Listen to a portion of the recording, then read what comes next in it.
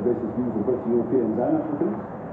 Gandhi was disparaging about Africans. So let's be clear, racism is not a peculiarly British thing, it's a part. And my point is, racism was not, you cannot say that the British Empire was essentially racist, because there were also anti-racist impulses as well. And the whole of the abolition movement, which became widely popular in this country in the late 1700s, was premised on the basic equality of all people under God, regardless of race. And that you're defending the empire by citing a lot of anti-imperialists, but as I say, we'll come to slavery. Just on colonialism and racism, you mentioned again, you said lots of other societies were racist. Gandhi was racist. Africans were racist. First of all, we're talking about the British Empire. So that's one issue. Yeah, but let's put that in context. Well, you're a moral theologian, so you're supposed to describe actions and judge actions objectively, independently. The whataboutism is something you find on the playground. Well, miss, I hit him, but he hit me, and that kid hit that kid. Okay. If you're evaluating whether the British Empire was good or evil, you should evaluate on its merits. No, I'm quite clear that racism, from whatever quarter, is morally wrong. What I'm against is picking out the British and saying these people were extraordinarily racist, because it isn't true. You're using extraordinary race, I don't know what that metric is, but we have the biggest empire in the world. We were involved in the slave trade. We conquered countries like multiple countries across the world, ran them almost as dictatorships, and the colonial leaders did speak in racist terms. I've only quoted 2, we could quote about 20 more. There is a lot of whataboutism in the Nigel. You seem to justify... What's wrong with whataboutism? What is wrong with whataboutism? Well, I'll give you an example. You say, for example, the first Opium War, in which the British killed thousands of Chinese people. You say that war was wrong. You say in the book, you say it was wrong, it was unjust. But then you add straight away, in just a couple of lines later, that those Chinese deaths at the hands of the British in the 19th century, and I quote you, fade into insignificance when compared to the millions killed by Mao in China a century later. What has one got to do with the other? Mao killing Chinese people in the 20th century doesn't make it okay for the British to kill Chinese people in the 19th century. How is that a moral assessment? The connection is this. The communist government in China uses the period when European powers and British powers were exploiting China to excite Chinese nationalism, and the communist government in Beijing completely ignores the fact that Mao presided over the death of Chinese, the death of Chinese on a much larger scale. The way you add the caveat in the pales into insignificance to make clear that this was not extraordinary.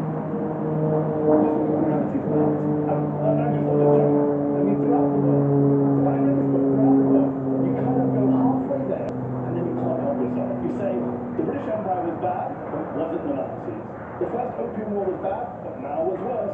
You say famines happened in India under the imperial watch, but the famines happened after independence too. You say the camps in Kenya were bad, but then you say the Soviet gulags were worse. You do that throughout the book. You can't bring yourself to just say, this was really bad. As a Briton, I'm saying this was bad. You do it tonight. Page 276, you will find a whole list of the bad things of which the British Empire provided. I'm chuckling because I had a feeling that you were going to say page 276. Because you wrote the postscript, and every time someone says, you say, look at page 276, it's like your one page out of 400 pages where you list all the crimes, and it's your go-to move to say page 276. Because page 276 summarizes what the previous 250 pages have said. It's not just the only thing. So can you do it tonight? Can you criticize something the British Empire did as evil, without any qualification, caveat, if not, what about slavery? Disproportionate violence, sometimes the theft of land. The most destructive thing probably was this very disease, which was inadvertent. You just did it! You just did it! You just did it in front of our eyes! Well, tell me, the COVID epidemic killed 7 million people.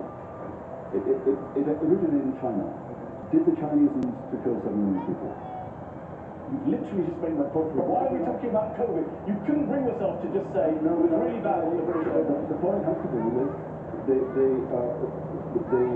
the moral quality of an act depends on intent. A lot of things we do with a bad effect. So, I agree with you. We agree.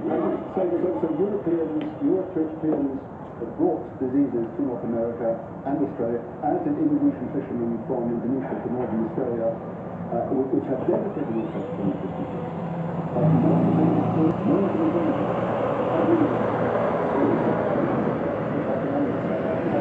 When you carry out torture in Kenya and you say we're going to do this quietly, that's intent. Is that a missing book? Okay, good. So we can condemn what happened in Kenya as an evil stain in Bristol. That's what I don't know what you mean, but the torture of people in the valley. The clubbing to death of 11 detainees by African warders at Hola Camp, yes, was very bad, and the authorities are responsible for that. Yeah. Great. I love it when we agree. In the conclusion of your book, Colonialism: A Moral Reckoning, you offer your readers a tally of the evils of British colonialism, as well as a, of course, credit column in the British Imperial Ledger. Basically, where you say of course, I'll tell you, you seem to be skeptical. I am, and I'll tell you why. You summarize the pros and cons, the good and the evil, and then you say you're not keeping score. You say very explicitly, is that still the case? You're not scoring. I don't say that. You say, where's it going? Let me just pull up the exact quote. You say, whatever the debit column of British colonialism, there's a credit column too, of which any fair ethical assessment must take into account the goods and evils of the empire caused intentionally of such different kinds that they cannot be measured against one another. The didn't give me score. I can score, but I say you can't weigh it up. You can't say one's longer or better than the other. Tell me how. Is that your position? Tell me how. No, I'm asking a question. Can't be done. It can't be done. So then why did you go on a right-wing podcast and say that the credit column is longer? Because on the page it is. Because on the page it is. Let me be clear. On the page there's a longer list of the good stuff. On the matter of whether you can weigh these things up, you can't do it. So you were just talking about the physical pages that take it out. You weren't trying to imply on the right-wing podcast in 2023 that the credit column is longer for the British Empire. Why is it relevant that the podcast is right-wing? Do you anything? I think because you were talking to a host who was much more in agreement with you, and you were much more honest about what your actual view is, which is you think the British Empire did more good than it. No, I didn't say that. You have... I said I made it perfectly clear. I don't think you can weigh up things in that fashion. So the point we're making is not the same. Even if we accept that the column is longer, and you're saying you don't think it's longer, you were talking about on the page. It was longer physically. Physically, you're talking physically. But let me get to my question. How does that morally justify any of the evil side of the column? It doesn't. It doesn't, right? Well, namely, okay, it doesn't, no, it doesn't justify. But namely any state, as I say, any long-standing state, doesn't present over bad stuff. Isn't that a problem then, as a moral philosophy? Yeah, well, like how do we judge the evil people in history? They all come up with some defense of some good thing they did?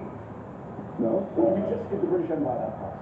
No, I don't believe it. No, and I don't believe that pass. What I say is, the Empire condemned both these things, different times. Millions of people died because of the British Empire, under the rule of the British Empire, over the course of hundreds of years. Yes, I can say that is a great evil, just as I can look at the Nazis and say millions of people died of Nazis. Now, we can play pedantry around who was essentially racist or not, but in terms of killing people, the British Empire killed a lot of innocent people, and many of us would argue that should be a bigger source of shame and focus than the fact that, yes, they built railway stations. It only matters whether the British Empire did good or evil in its own terms. You have to pick, are you a historian or are you an ethicist? Can you keep jumping around? I'm a bit of both.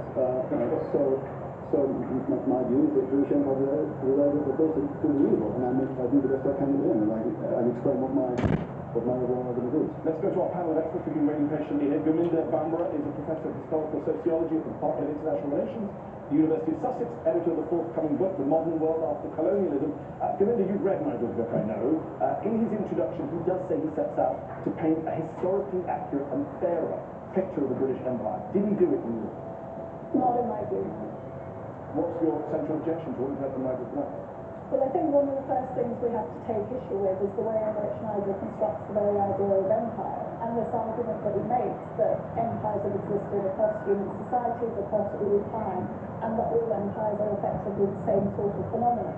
And I would argue that we need to think about empires quite differently. There is a significant difference between empires of incorporation, which included empires such as the Ottoman, the Chinese, the Mughal, and European empires of extraction, which were effectively the British, the French, and the Dutch.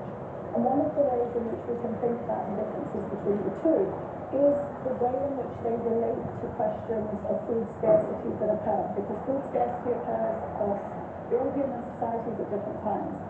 The British Empire, and if we compare it with the Mughal Empire, because it's the same territory, the same population, there was no significant famine that created death under the Mughal Empire, which ruled for over 400 years. Under the British Empire, within India, when the East India Company came into power, they presided over a famine in Bengal which killed over 10 million people out of a population of 30 million, and they collected more taxes at the same time. There had never been a famine under Mughal rule within Bengal, and the next time there was a significant famine in Bengal was when the British government was directly in control during the Second World War, where 3 million died. Let me bring in Lawrence Goldman, who is a fellow and tutor in modern history at St Peter's College, Oxford, former editor of the Oxford Dictionary of National Biography. How do you respond to what you've heard from that? Well, I'm fascinated by the moralism that you show, Eddie, and that I think the audience shows. Because I don't think moralism has a place in these arguments, if I may say so. If you read history as a record of whether people are just or evil, you're not doing anything at all. You're certainly not reading history. You're imposing upon the complexity of human civilization